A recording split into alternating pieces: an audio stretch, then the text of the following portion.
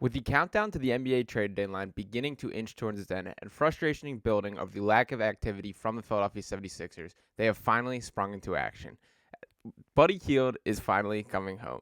And began with this Shams report right here saying that Indiana is nearing a deal to trade Buddy Hield to the 76ers. Within minutes, before I could even send out my initial reaction tweet, we get the full details, and we were not around waiting. And the Sixers have officially traded Marcus Morris, Fon Corkas, and 3 second-round picks in exchange for the Indiana Sniper. Now, I'll start by saying that Buddy Hield is a forever almost Sixer, that this is a guy who year in and year out we've talked about as a trade target, a potential piece that could add to this team.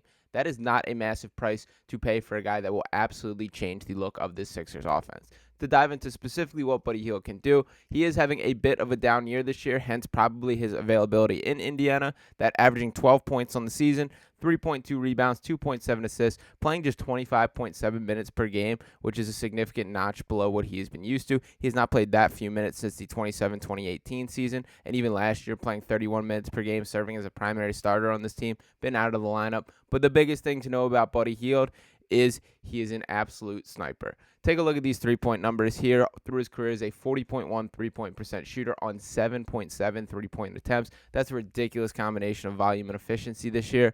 On the season this year, shooting 38.4%, which is below what his average is for his career, but still a really good number on 6.9 attempts per game. And just look back to last season, 42.5% from beyond the three-point arc on 8.5 three-point attempts. That type of combination of volume, efficiency, and just overall ability beyond that in his game will change the look of the Sixers offense. I think Buddy Hield's a better overall basketball player than he gets credit. He's not just a shooter. He is a guy that's capable of putting on the ball on the floor at times, making the correct pass in a connective setting. He's not a great defender. I'm not going to go above and beyond and say that, but what he brings on the offensive end is absolutely worth it. And when you think about this Sixers team, one of my biggest frustrations that I've brought up right here on this channel is the lack of three-point volume. That if you want to look at them across the league, the Sixers ranking 26th in the NBA in three-point attempts per game. Now, I understand when Joel Embiid is a significant part of this roster, who so much of his shot diet is dependent on the mid-range and post options, they're never going to be leading the pack for those type of numbers, but that makes it even more important to have the type of balance in the pieces around Embiid. And Buddy Hield specifically brings something that I was so looking forward to, or is such a priority on what they had to do at the deadline, as he checks both boxes for the Sixers. Number one, he's going to play a massive role in helping this team tread water and stay afloat while Joel Embiid recovers from his injury. That we know this team is going through his struggles, that they've lost 7 of their last 8, even dating back to before the Joel Embiid injury, with the first loss in the streak coming by hands of Buddy Hield and the Indiana Pacers there.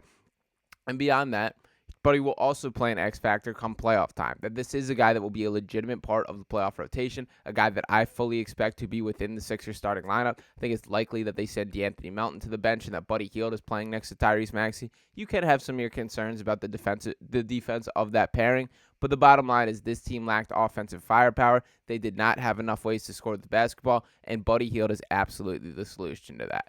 To dive into a little bit of what the Sixers gave up, I did want to talk a bit about this. Number one, Marcus Morris.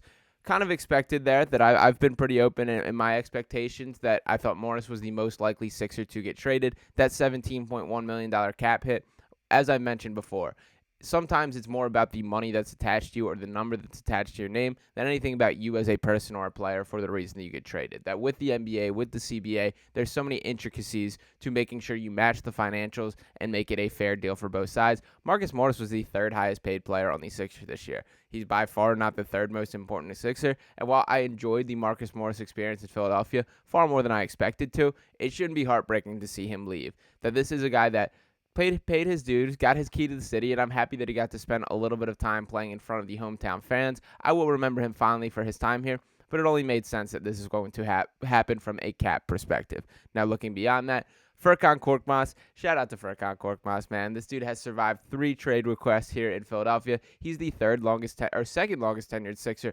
behind only Joel Embiid, that even been here beyond Tobias Harris. It is crazy how long that Fon Corkas has been in a Philadelphia 76ers uniform, and I will be happy for him to get his opportunity somewhere else. That there were times where Fon was a legitimate piece of this Sixers rotation, that he has played legitimate postseason minutes. I will not let it go unnoticed that during the Al Horford era of Sixers basketball that there was a legitimate period of time where Al Horford was benched for Fon Corkas and the team got better in a playoff setting. That did happen. So shout out Furkan, but I will remember him fondly. I do love the confidence that he plays with. Him after not getting in the game for 35 minutes and coming in garbage time, he's still ready to pull up from the logos or throw behind the back passes to make the game entertaining. So hopefully Furk gets a little bit of burn out there in Indiana and has the opportunity to shine. We'll always remember him fondly. And now beyond that, the 3 second-round picks I think is especially key. That the key to me here is they did not touch any of their available first-round picks for trade. That it seems like to Daryl Morey, it's been such a priority to maintain that flexibility, keep that options open, and those 3 first-round picks, which they got in return for that James Harden trade, those are still the key to future flexibility. That I hope what that means is I'm hopping right back up here and recording another reaction video that the Sixers are not done shopping. Because while I like Buddy Hield, while I think this is a huge step in the right direction for the Sixers, it's not the finishing piece just yet. That there is still work to do. I still would love to see another backup center. I know Kelly Olynyk was just shipped out to the Toronto Raptors, I believe it was. I just saw that while I was doing my prep here. So he is not available for trade anymore. Maybe Andre Drummond, there's some type of reunion there. But having the first-round picks, still having a little bit of tradable contracts with Robert Covington, guys like that, even Daniel House, a guy like that you can attach some money to, there means there is more work to be done.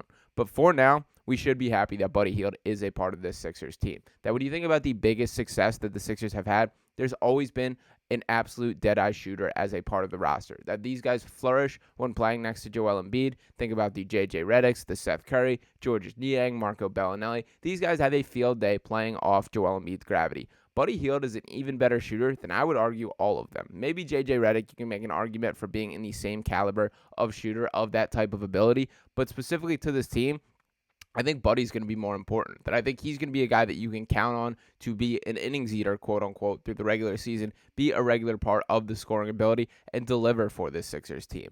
That they need to stay afloat, stay above at least that play-in margin, so they have a fighting chance when Joel Embiid returns to this roster.